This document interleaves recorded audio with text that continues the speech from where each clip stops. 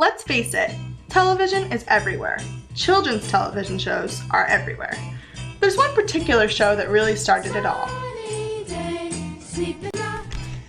The characters of Sesame Street have captured the hearts of many while achieving two ultimate goals: preparing children for preschool and raising awareness of social issues. How to get to Sesame Street.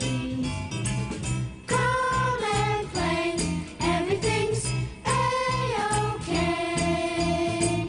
Friendly neighbors there, that's where. The show pioneered educational television, and it continues to succeed till this day. How to get to Sesame Street. So, how did this all happen? Let's start from the beginning.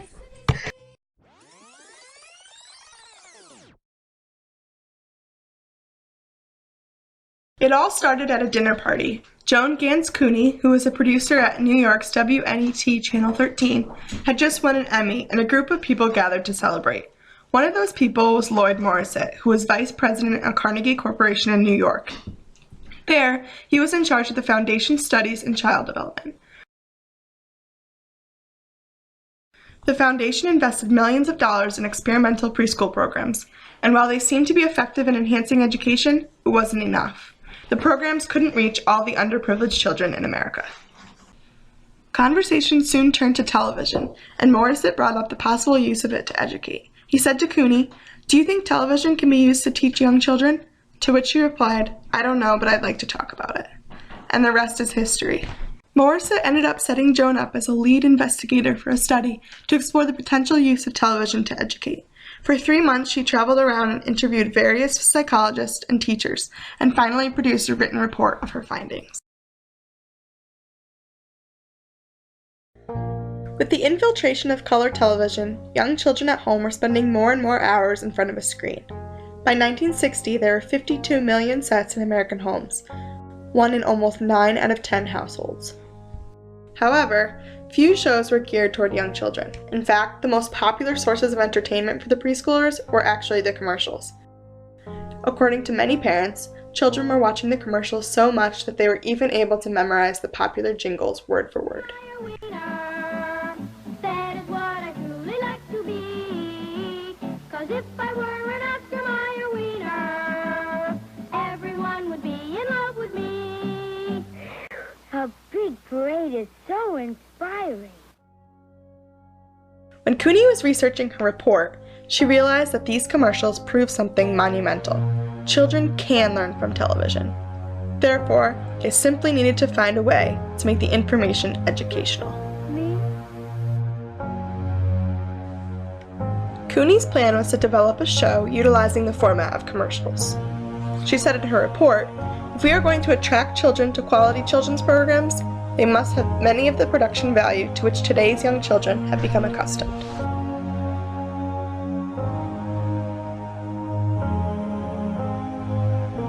And so they did. Each episode is made up of a collection of different segments that average about 1.5 minutes each. Each segment is used to teach something specific. In this clip from one of the earliest seasons of Sesame Street, the commercial type format is used to teach number sequence. 10 sweet potatoes and 10 rutabagas with the dibbles on their knees. And send us 1, 2, 3, 4, 5, 6, 7, 8, 9, 10 artichokes. 10 eggplants, over easy. That's one of our little jokes. 10 leafy collard greens, and please make sure they're washed. Light up our eyes, brighten our lives with 10 bananas. And it worked. Not only did parents and children watch the show, the kids soaked up the information. It totally changed parental thinking about television. It even left a lasting legacy in the public education system. In past years, educators were virtually ignoring the intellect of preschool children, Cooney said. Kindergarten was treated like daycare. With the creation of Sesame Street, multitudes of children were coming into kindergarten, knowing letters, numbers, and facts about informational topics. They proved that they could be taught at such a young age, and that lesson plans needed a boost. Essentially, Sesame Street changed the kindergarten curriculum nationwide.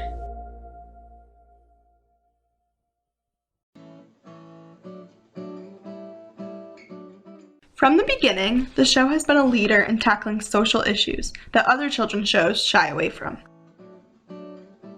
Not only has this influenced the children who watched the show, it also influenced the parents by opening up the opportunity for them to talk with their children about these issues.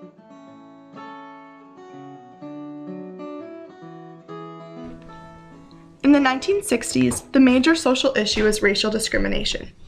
Throughout the decade, laws were passed to ensure equal opportunities for Americans of all races, such as the Voting Rights Act passed in 1965 and the Civil Rights Act of 1968. While the United States government was making large progress legislatively, the nation as a whole was still full of prejudice. On April 4, 1968, the civil rights activist Martin Luther King Jr. was assassinated for his efforts in civil rights.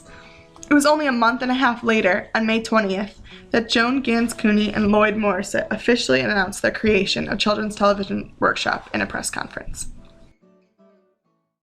With this national issue in mind, John Stone, who was in charge of the initial casting, set out to create a cast with racially diverse actors. Unlike the other children's shows, the human cast on Sesame Street was the first to have a white minority.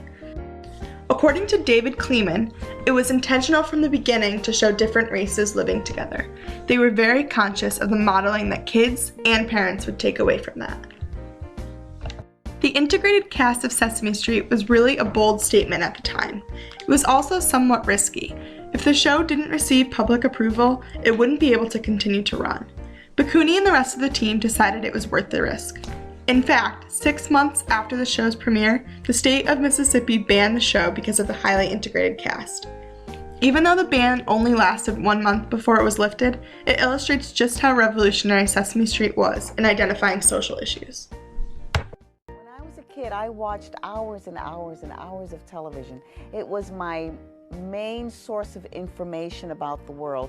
And I used to watch and I used to wonder, how can I watch so many hours and never see a person who looks like me or lives in a place that I live in? There was a kid show called Romper Room at that time I used to watch, and she used to look into the mirror and say, I see Bobby, and I see Susan, and I see Darlene. And though I used to enjoy the show, I used to wonder, how come she never said, and I see Carlos, and I see Carmen, and I see anybody with a Hispanic name. So I think that now my position here on Sesame Street is so that other Hispanic children can watch me and say, oh, look, I exist in the world. She is just like me. I am just like her.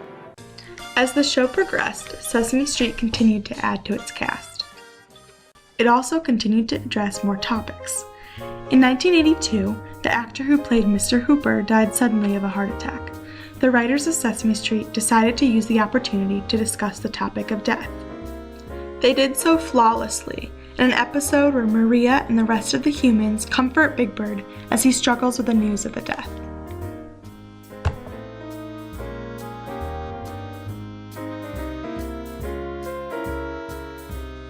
After 9/11, the team had a similar approach. They created an episode where Elmo experiences a fire and meets the firemen to learn that they are not as scary as he thought. The Muppets also play a central role in displaying diversity. Cammy, an orange Muppet that is HIV positive, was created specifically to raise awareness of the spread of AIDS. Abby Cadabby, another female puppet, lives in 2 different homes because her parents are divorced. She comforts the preschoolers in the audience and reminds them that their parents both still love them. The characters and their experiences continue to evolve as the show itself evolves. The main goal is to simply enhance cultural awareness in Americans' everyday lives.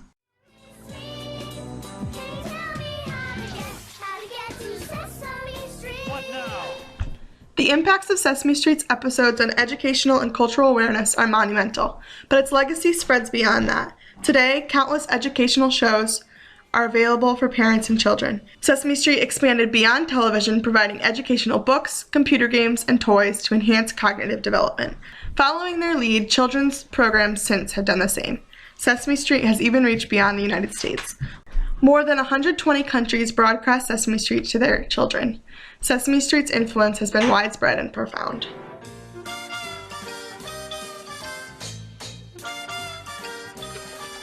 Oh, rubber ducky.